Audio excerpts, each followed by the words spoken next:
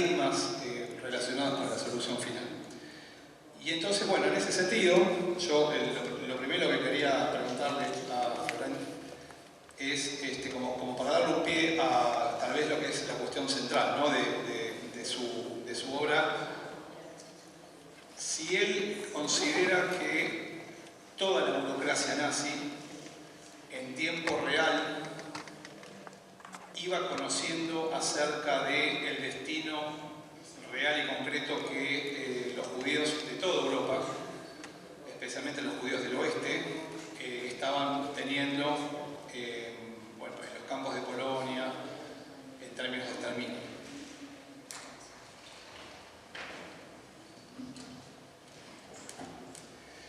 Merci beaucoup. Avant de répondre à votre question, j'aimerais juste remercier évidemment les organisateurs, en particulier Christophe Giudicelli, pour cette invitation. Bueno, antes de empezar quisiera sobre todo agradecer su presencia y también la presencia de Christophe y de todos los organizadores de este evento. Et dire aussi ma satisfaction à être en dialogue avec Daniel, puisque en étant ici à Buenos Aires, je me suis rendu compte effectivement qu'on a eu pendant quelques années une sorte de trajectoire personnelle parallèle à des milliers de kilomètres. Y también la felicidad de poder compartir esto con Daniel, porque efectivamente estando a kilómetros de distancia, sin embargo, podíamos tener muchísimos puntos en común. Et de fait, nos deux livres, qui sont une histoire de la solution finale, proposent des hypothèses qui sont dans le champ historiographique minoritaire. Y nuestros dos libros proponen soluciones que en el campo historiográfico son minoritarias de alguna manera. Tout concerne le moment de basculement à partir duquel un projet d'élimination systématique de la totalité des Juifs d'Europe, y compris donc des Juifs allemands, a été décidé. Todo ocurre a partir del momento en que hay un movimiento y que se decidió el asesinato de una gran cantidad de judíos de Europa. Pour la plupart des historiens, cette décision est intervenue avant la fin de l'année 1941. Para muchos historiadores esto ocurrió antes del final del año 1941. Si bien que lors de la conférence de Wannsee, aunque en la conferencia de Wannsee il est entendu depuis la fin de la guerre se comprendió que desde el final de la guerra que Heydrich, le responsable du RSHA, l'Office central de sécurité du Reich, que el responsable de la oficina central del Reich, Heydrich, el señor Heydrich, aurait exposé de manière très crue le projet génocidaire nazi. Habría expuesto de una manera muy cruda este proyecto genocida nazi. Et donc, la conférence de Wannsee aurait été le grand moment au cours duquel la haute administration nazie aurait été mise au courant de la politique génocidaire. Entonces, en este encuentro de Wannsee fue el momento en que los altos mandos nazis habían estado al tanto de esta matanza, de este genocidio. Ahora bien, para Daniel y para mí, cette décision est intervenue plus tardivement. Esta decisión intervino de manera mucho más tardía. Ou à tout le moins, on peut dire que le choix, non pas de faire mourir ou de laisser mourir les Juifs, mais de les tuer, est intervenu plus tard. Es decir, que el hecho de no de matar a los judíos, sino de les faire ou de les laisser mourir, et d'autre part de les tuer. Por un lado estaba el hecho de dejarlos morir, y esto hay que diferenciarlo de matarlos, asesinarlos directamente. Et donc c'est ça l'enjeu majeur, puisque dès la fin de l'année 1941, y esto es el mayor desafío, porque desde finales del año 1941, la haute administration nazie avait été informée que les Juifs, que le peuple juif allait physiquement disparaître. Se le había informado a los altos mandos nazis que el pueblo judío iba a desaparecer. Mais simplement, cet objectif était à long terme. Pero sin embargo, este objetivo iba a ser a largo plazo, peut-être 25 ans, quizás 25 años, et ne passait pas par le meurtre. Pero no pasaba por el asesinato. Simplement, on prévoyait d'envoyer les Juifs en Sibérie. Lo que se preveía era enviar a los judíos a Siberia. Dans ce que vous avez appelé le plan Sibérie, avec justesse. En lo que usted con justa razón ha llamado el plan Siberia. où les Juifs auraient été concentrés, évidemment, dans des conditions climatiques, sanitaires, de travail absolument atroces. Donde los judíos habían sido encerrados en condiciones climáticas y de trabajo y de encierro totalmente atroces. Qui aurait provoqué une surmortalité, évidemment, massive. Y que por supuesto esto habría provocado una mortalidad masiva. Donc, l'ensemble de l'appareil d'État savait que les Juifs allaient mourir. Por tanto, el conjunto del aparato del Estado sabía ya que los judíos iban a morir. Mais ce qui s'est passé, c'est évidemment quelque chose de très différent. Pero por supuesto que lo que ocurrió finalmente fue algo muy diferente. C'est-à-dire qu'on a tué tous les Juifs. Es decir, que se han asesinado a todos los judíos, se asesinaron a todos los judíos. Et l'acte de tuer est évidemment éminemment plus transgressif que celui de laisser mourir. Y por supuesto que este acto de matar, de asesinar, es mucho más transgresor que el de dejar morir a los judíos. Et donc, la question du secret porte non pas sur la mort programmée des Juifs, Por tanto, el problema del secreto tiene que ver no tanto sobre la muerte programada de los judíos, mais sur leur assassinat. sino sobre su asesinato. Et je vais faire juste deux réserves concernant cette hypothèse générale. Y yo voy a solo hacer dos observaciones respecto a esta consideración general. En premier lieu, ce secret renforcé Por un lado, este secreto reforzaba porte non pas sur les Juifs de l'Est, mais sur les Juifs de l'Ouest, c'est-à-dire allemands et européens. este secreto no tenía que ver con los judíos del este, sino con los judíos del oeste, es decir, los alemanes y polacos. Y europeos, perdón.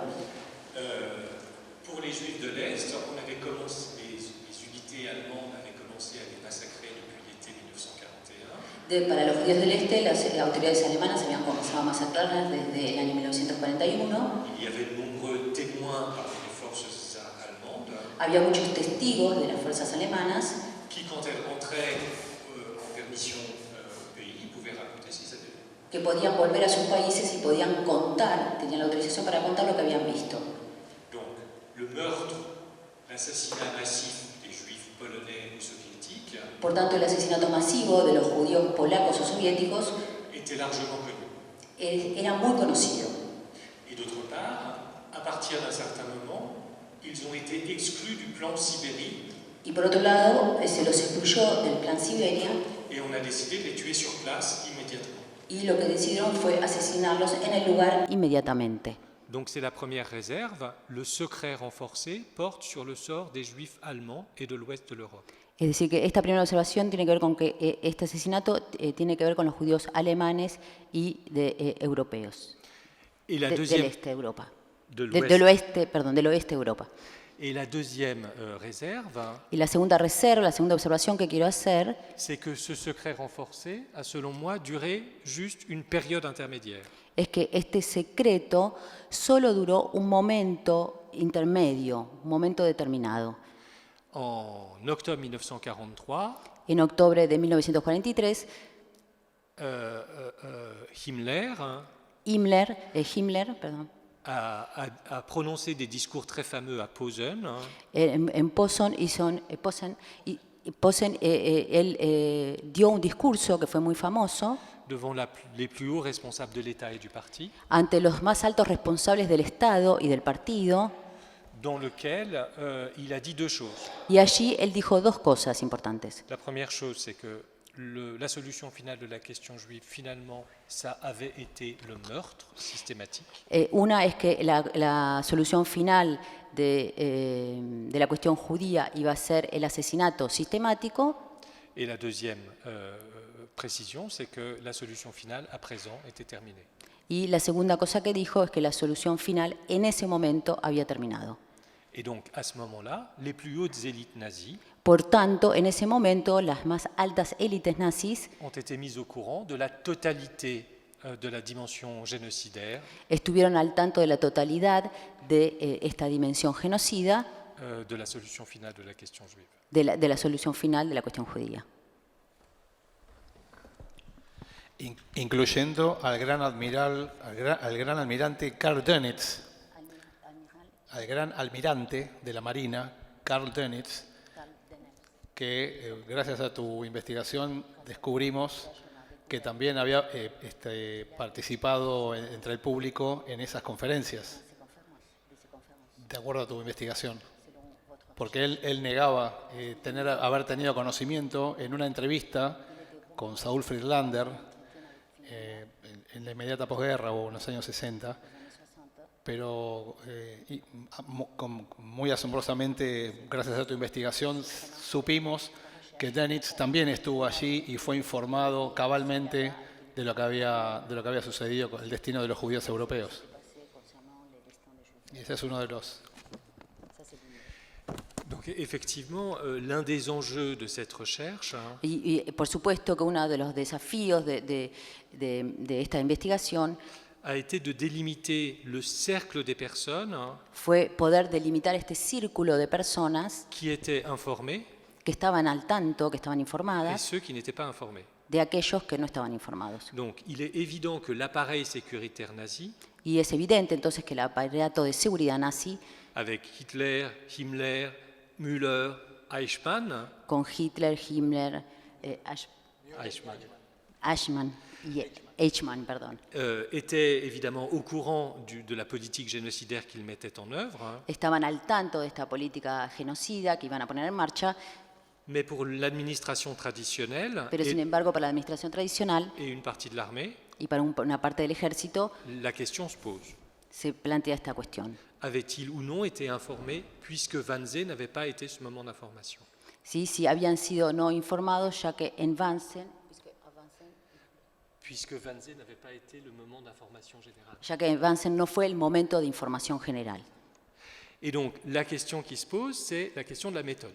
Entonces lo que se plantea entonces es el problema del método. Et ici, on retrouve sans doute des préoccupations qui sont celles d'un juge.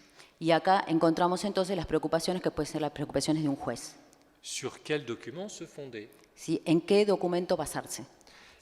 Et évidemment, après la fin de la guerre, Y por supuesto que después del final de la guerra, la très grande majorité des hauts responsables nazis la mayoría de los altos responsables nazis ont indiqué n'avoir rien su du meurtre des Juifs européens. dijeron que no sabían nada, no habían sabido nada del asesinato de los judíos europeos. Donc, ils n'ont pas dit « je n'ai rien su pendant une période », ils ont dit « je n'ai rien su du tout ». Ellos no dijeron no supimos nada durante un periodo, sino que lo que dijeron es no sabíamos nada de nada. Et Perdón, es muy interesante que, de mi parte por lo menos, yo hace algo así como 20 años que trabajo como juez de instrucción y por lo tanto estoy muy acostumbrado a realizar este tipo de indagaciones o de investigaciones partiendo de ciertas reservas con relación a las declaraciones de los acusados, que lógicamente los acusados, con todo derecho, intentan siempre acomodar sus expresiones o su versión para mejorar su situación frente al proceso y a la eventual condena.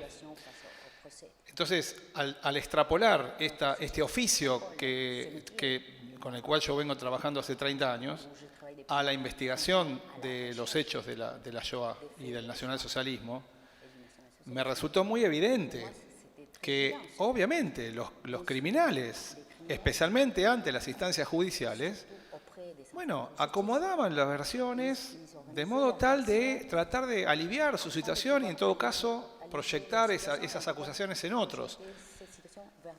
Especialmente antedatando la decisión de la solución final, de modo tal que la decisión de exterminar a todos los judíos haya sido previa a la actuación concreta de ese jerarca o de ese criminal. Especialmente en el caso de Eichmann o en el caso de Rudolf Höss, el comandante de Auschwitz, que hacen exactamente eso. Y entonces, por eso, digo, yo también en el ensayo, las conclusiones a las que yo voy llegando, y esto me ha pasado muchas veces también en investigaciones complejas judiciales, son en parte gracias a que dejo de lado y no tomo en cuenta, o las tomo muy relativamente, las versiones de los acusados. Y eso es exactamente lo mismo que hace Florent Braillard desde la historia, desde la investigación histórica, Y creo que, al menos en parte, explica por qué los dos, en modo simultáneo y sin conocernos, fuimos llegando más o menos a las mismas conclusiones. Creo que es un gran mérito del libro de Florent Braillard, pese a no tener la formación de magistrado judicial o de trabajar en tribunales, pero de explicitar esta herramienta, esta forma de trabajar en el libro y de, bueno, por eso llegar a las conclusiones, ¿no? Y para dar el ejemplo, uno de los ejemplos que traemos a colación del jefe de la Marina, que después fue condenado en Nuremberg, ¿no? Pero por crímenes de guerra, no por este tema.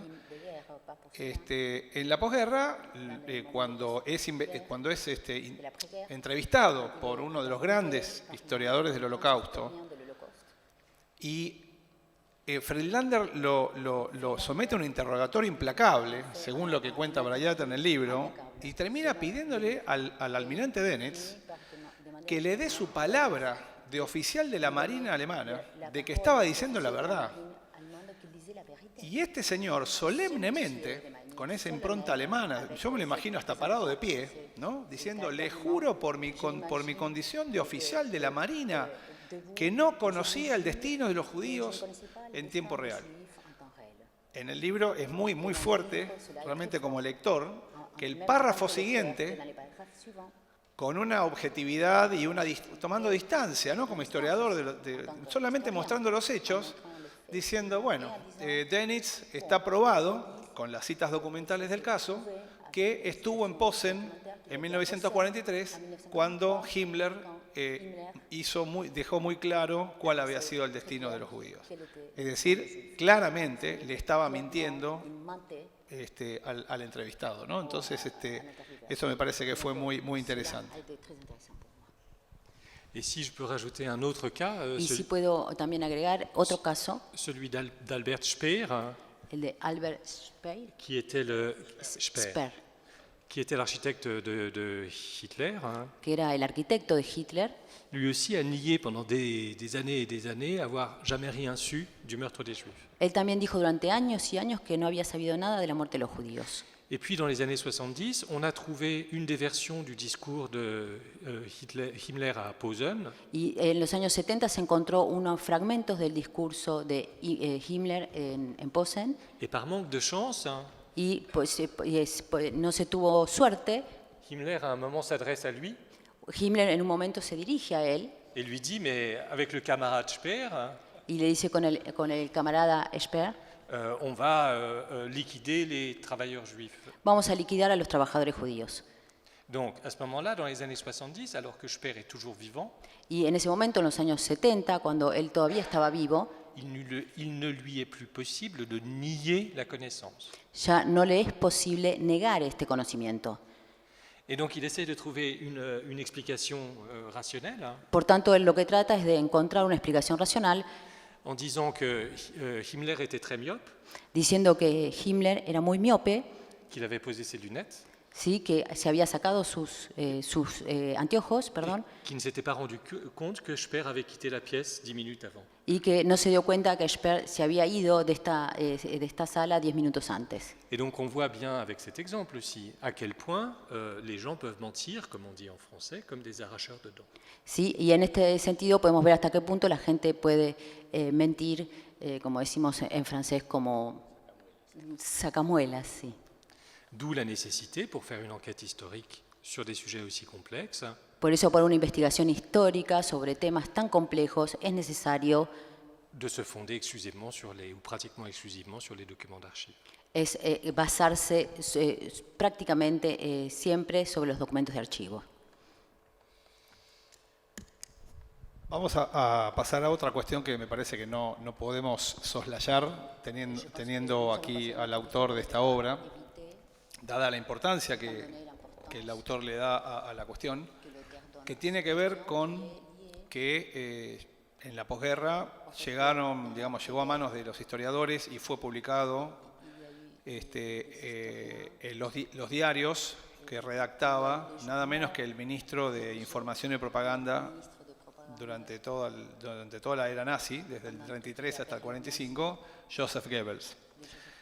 el periodo en el cual escribe es muy largo, y abarca todo este periodo crítico, digamos, en el proceso de solución final. Me refiero a los distintos planes que se empiezan a generar a partir de 1940 y bueno, y hasta para fincarlo hasta la conferencia de Posen, y podemos hablar también de la clausura de Auschwitz-Birkenau a fines del 44, la liberación en enero del 45.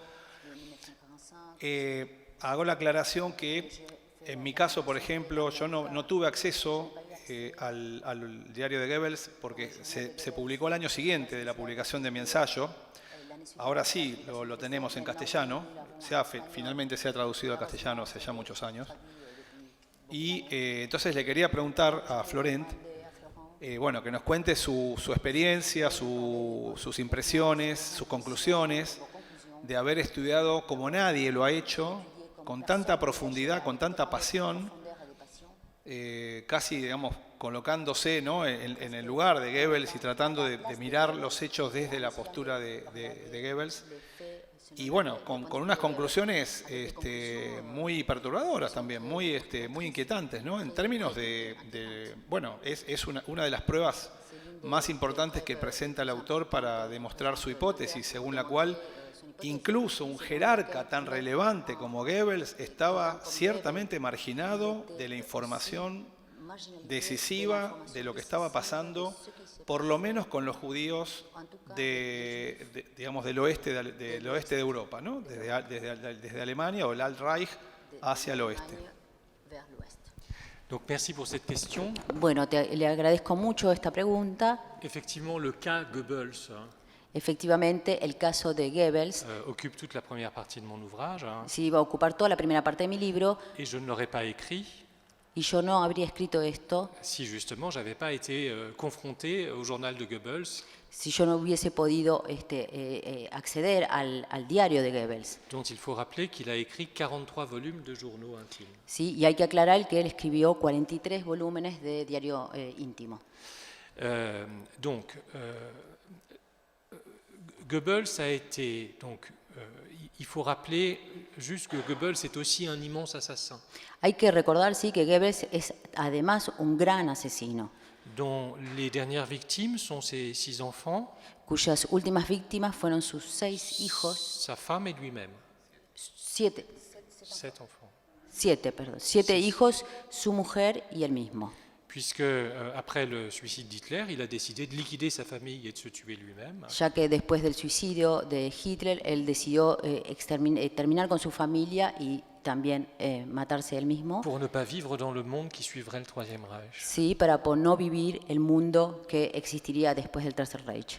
Donc c'est évidemment un personnage extraordinairement radical Es decir, que se trata de un personaje que es muy, muy radical, de la hiérarchie nazie, de esta jerarquía nazi, raison pour laquelle on a pensé qu'il devait, lui, être au courant. Por lo cual, por esta razón, pensamos que él tendría que haber estado al tanto. De fait, il rencontrait souvent Hitler, Por cierto, él muchas veces se encontraba con Hitler et Hitler lui disait nous allons être radicaux avec les Juifs. y Hitler le decía, nosotros vamos a ser radicales con los judíos. Les historiens d'après-guerre Y los historiadores de la posguerra ont interprété ces formules générales han interpretado esta fórmula general comme une information précise como una información precisa sur le meurtre futur des Juifs. sobre el asesinato de los judíos. Or, selon moi, ce n'était que des déclarations générales Ahora bien, para mí estas eran solamente declaraciones generales qui avaient pu être faites en 1940, 41 ou 42 sous la même forme. que habrían podido hacerse en el año 40, 41 o 42 de la misma manera.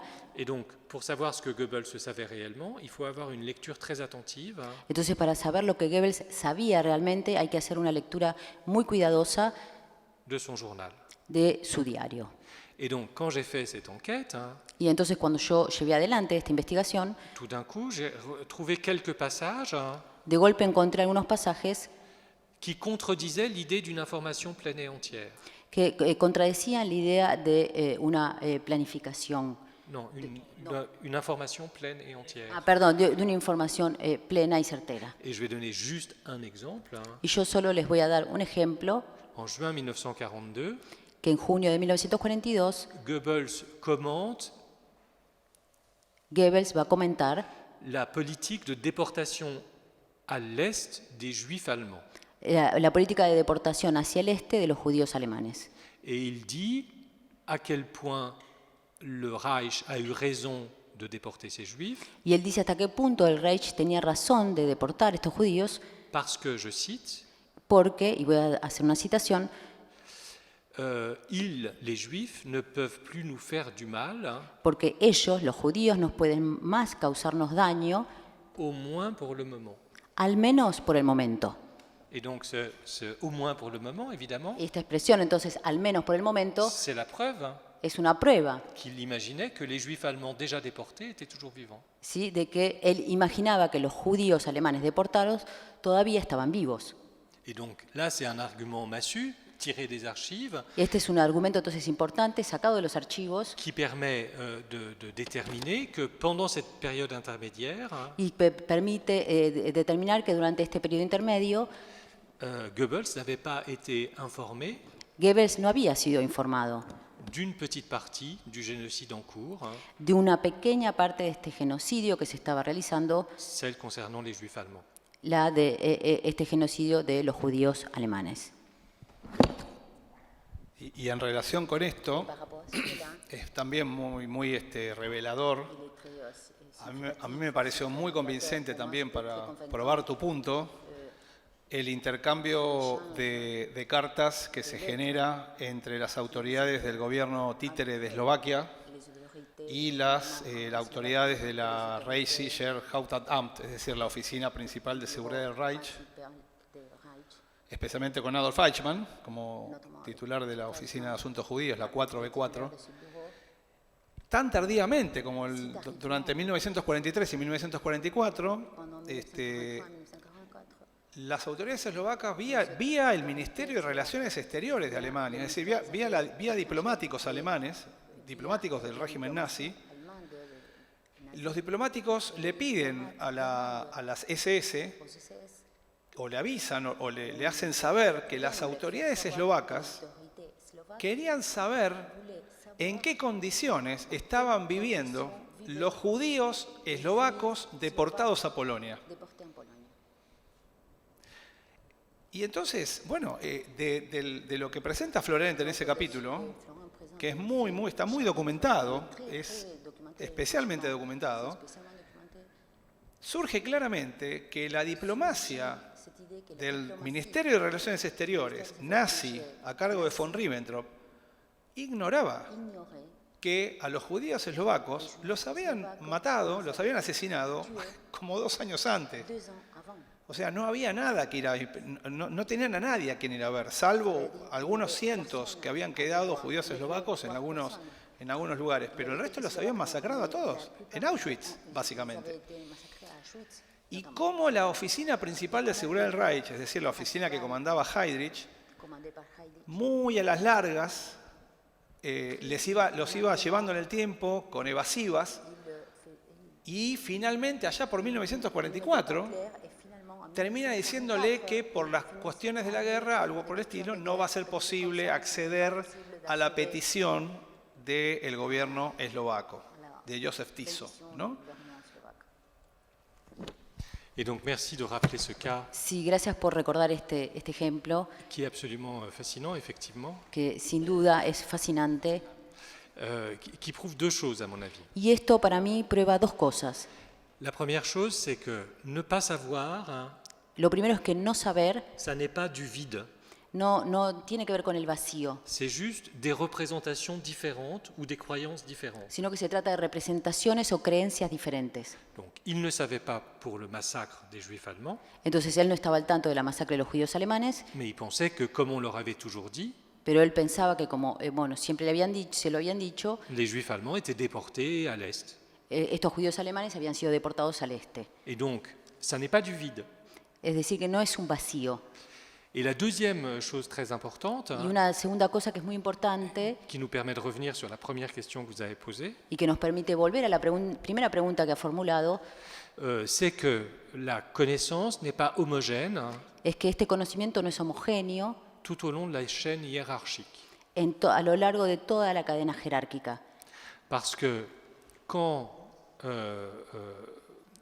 Eichmann répond Ya que cuando Eichmann responde à des responsables intermédiaires du ministère des Affaires étrangères, a estos responsables intermedios del Ministerio de Asuntos Exteriores ou laisse entendre que les juifs allemands sont toujours vivants, y deja entender que estos judíos alemanes siguen estando vivos, le ministre en titre, el ministro de ese momento, Joachim von Ribbentrop, Johann Kim von Ribbentrop, Ribbentrop, von Ribbentrop, était parfaitement au courant, totalmente estaba al tanto, puisque lui, il était présent au discours de Posen. ya que él estaba presente en este discurso de Posen. Et donc ça veut dire que la connaissance n'est pas la même suivant les niveaux hiérarchiques. Es decir, que el conocimiento no va a ser el mismo y esto va a depender de los niveles jerárquicos. Et on comprend très bien pourquoi quand on lit le discours de Himmler, Y esto lo entendemos muy bien cuando leemos el discurso de Himmler, dans lequel il dit à ses auditeurs,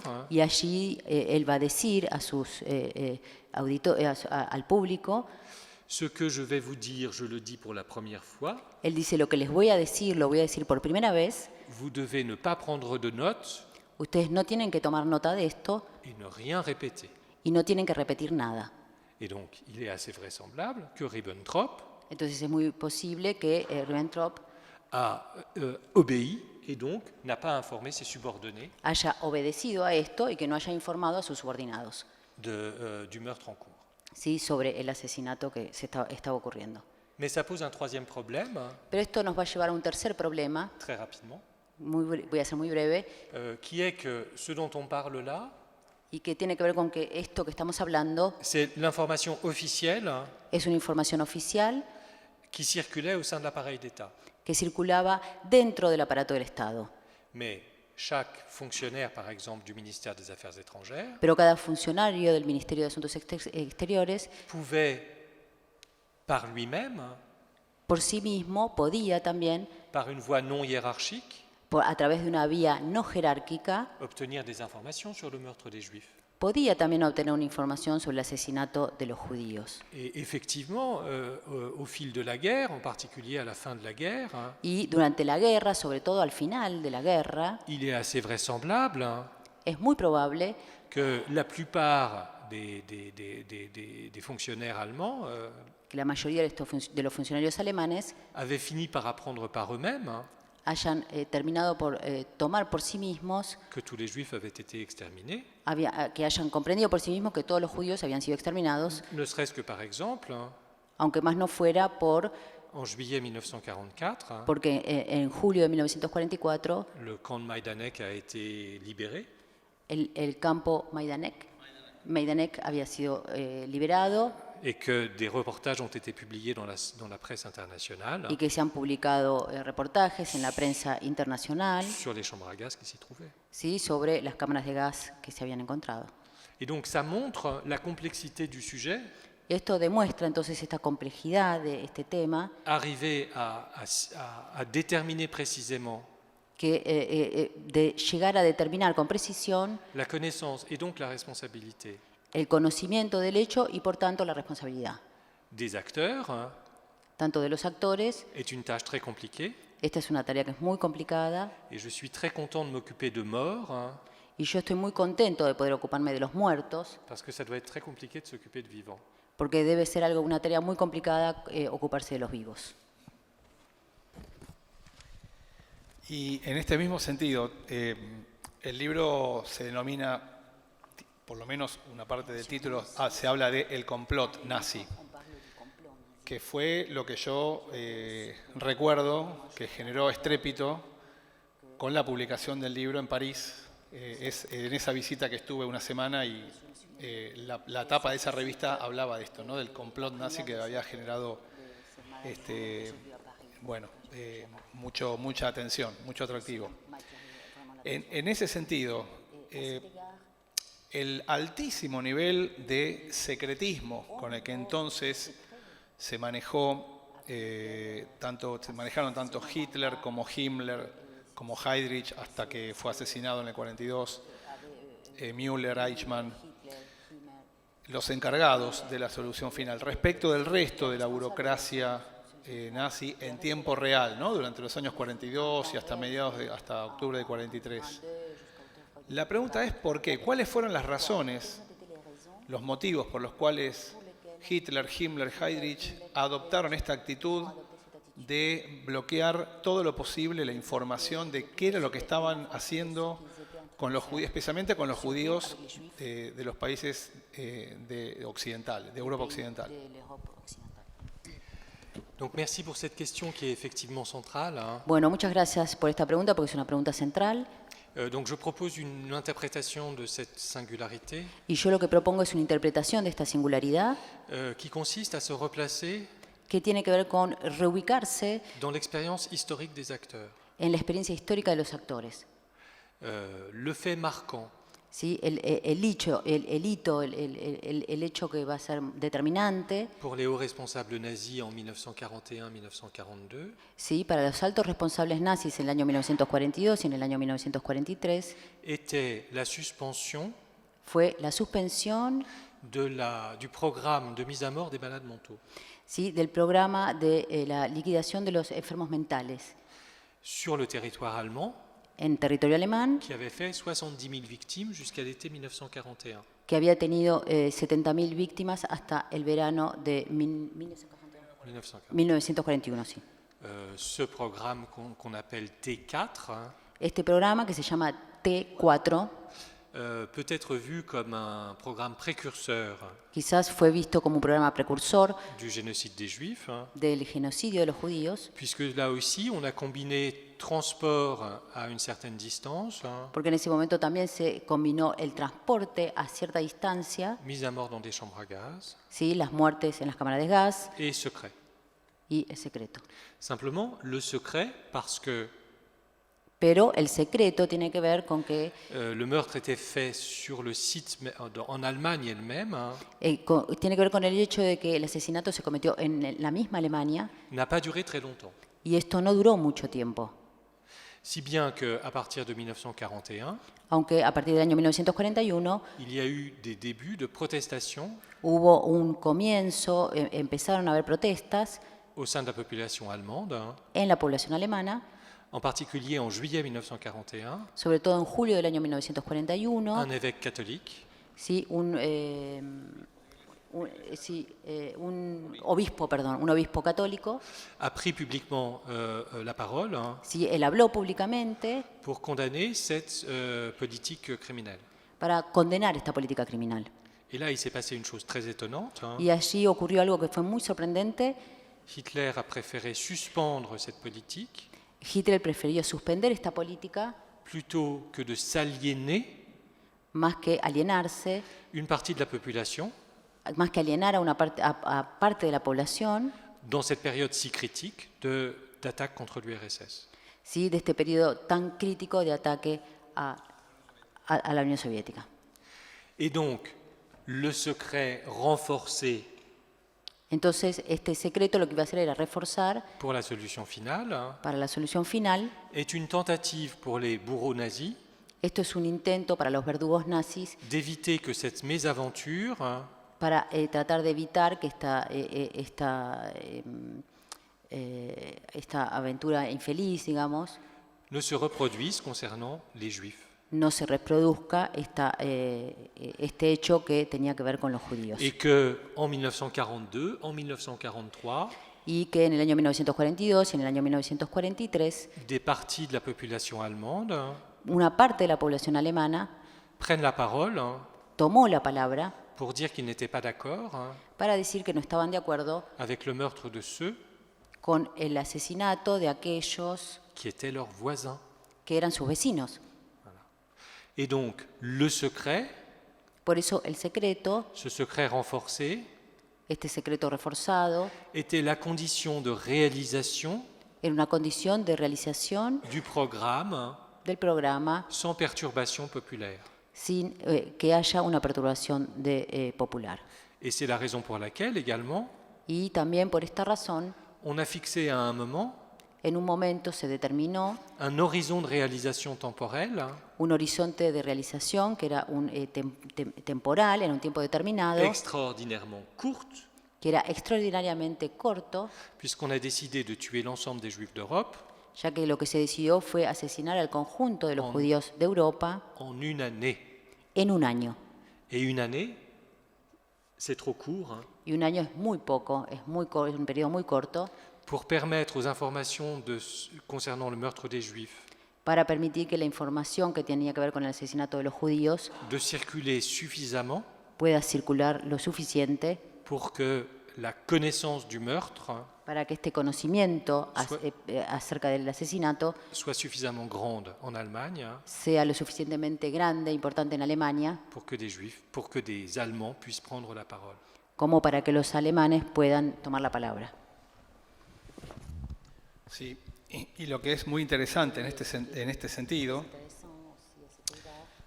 es que de ahí, digamos, la idea también muy demostrada en el libro de Florent y bueno, también de alguna manera en el ensayo que yo escribí, de el nivel de obsesión que tenían Himmler y Heydrich desde las SS de apropiarse de la cuestión judía. Hay una muy famosa anotación en estos garabatos que escribía Himmler como una agenda previo a Wannsee, previo a la conferencia de Wannsee, en donde Himmler resume en 2 o 3 rasgos cuáles eran sus intenciones con la realización de la conferencia de Wannsee, y hay una entrada muy famosa donde dice: la cuestión judía es mía. Y lo que está contando aquí Florent Braillard ilumina esa intencionalidad muy clara de las SS de apropiarse de la cuestión judía, porque era la única manera de garantizar el secretismo, dejar afuera a todo el resto de la burocracia, dejar afuera a las Fuerzas Armadas, dejar afuera al gobernador general de Polonia, Hans Frank, dejar afuera al plan cuatrienal, dejar afuera al Ministerio de Justicia, al Ministerio del Interior, dejar afuera a Goebbels y el Ministerio de Propaganda. Y de esa manera entonces hay un pasaje, hay una reflexión que Florent hace en este punto, en este sentido, que es una suerte de reflexión jurídica. Porque desde el punto de vista burocrático, si los judíos que son deportados desde Bratislava, desde Salónica, desde Ámsterdam, desde París, o desde Viena, o desde Berlín, a Auschwitz, o a Sobibor, o a Belzec, o a Treblinka, o donde fuera, un campo de exterminio, jurídicamente los judíos perdían todos los atributos ciudadanos. Dejaban de ser persona en sentido jurídico. Eran despojados de todos sus bienes, pasaban a ser apátridas y por lo tanto, de acuerdo a lo que concluye Braillard en un momento del libro, estos judíos que están siendo deportados no son asunto de nadie. Ninguna burocracia del imperio nazi tiene por qué indagar en la suerte de los judíos una vez que pasan las fronteras de Grecia, de la ex Yugoslavia, de Francia o de Holanda o de Alemania. A partir de allí se baja una cortina de hierro y el asunto judío pasa a ser exclusivo de las SS. Eso es lo que se garantiza Himmler en Wannsee. Es por eso que a Wannsee, que es una reunión de mandos medios, va Heydrich, el directivo de la Oficina Principal de Seguridad del Reich, el número 2 de Himmler, que muchos dicen que era la cabeza pensante, ¿no?, de las SS, y va Heydrich en persona, y va Eichmann como secretario. Este nivel, esta jerarquía, lo que está mostrando es la obsesión de las SS por apropiarse. Por supuesto, detrás de esto está también el apoderamiento de la mano de obra, la explotación de la mano de obra esclava, ¿no? Luego vamos a tener Monowitz en el complejo de Auschwitz y bueno, muchas otras cuestiones que también terminan de cerrar un círculo de indicios y de elementos de prueba que terminan de consolidar lo que se presenta en esta obra. Merci beaucoup, c'est très agréable, je dois dire, d'avoir un lecteur Muchas gracias, es muy agradable tener un lector así, aussi précis. tan preciso. Et donc c'est très agréable d'échanger avec vous. Así que es muy interesante poder hablar con usted. Juste peut-être un mot en conclusion. Solo quizás diría algo para concluir. Je pense que ce que nous dit ce livre, Y yo creo que lo que nos dice este libro c'est qu'on ne doit jamais céder, es que nunca tenemos que ceder, ni à l'égalité des droits ni respecto a la igualdad de derechos de tous les citoyens, de todos los ciudadanos, quels qu'ils soient, sea cuales et fueren, même s'ils font partie des minorités. incluso si estos ciudadanos forman parte de minorías. Et d'autre part, Y por otro lado, qu'on doit se réjouir que l'État existe que tenemos que estar contentos de que exista el Estado, parce qu'il rend possible la vie en société, porque él hace posible que exista una vida en sociedad, mais qu'il faut toujours se méfier de l'État pero siempre hay que desconfiar del Estado, parce qu'il est capable du pire. porque es capaz de lo peor.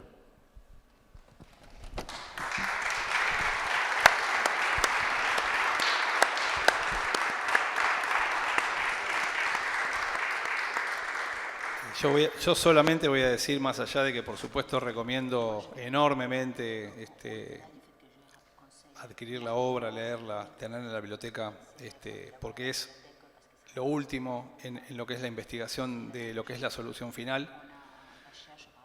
Pero en términos personales diría, después de haber leído el libro y bueno, conversado con Florent, que lo que lamento es que la República Francesa se haya perdido un juez de instrucción, como bien pudo haber sido Florent Braillard. Bueno, no, pero la vida es larga, después de los 43 tomos del diario de Goebbels, tal vez tengamos una posibilidad de cambiar de oficio, ¿no? Y de liberar un puesto en la USS, lo cual se agradecería. Bueno, gracias a todos. No se vayan, hay una mesa después que lamentablemente está en línea con lo que acabamos de ver, porque se dedica a la nueva extrema derecha 2.0, y que también es un pedido a más memoria, nuevas mutaciones a la extrema derecha, con la invitación de Steven Forti y la discusión de Mario Santuccio y Vero Strobiewski, que deben estar ahí en la puerta. Gracias.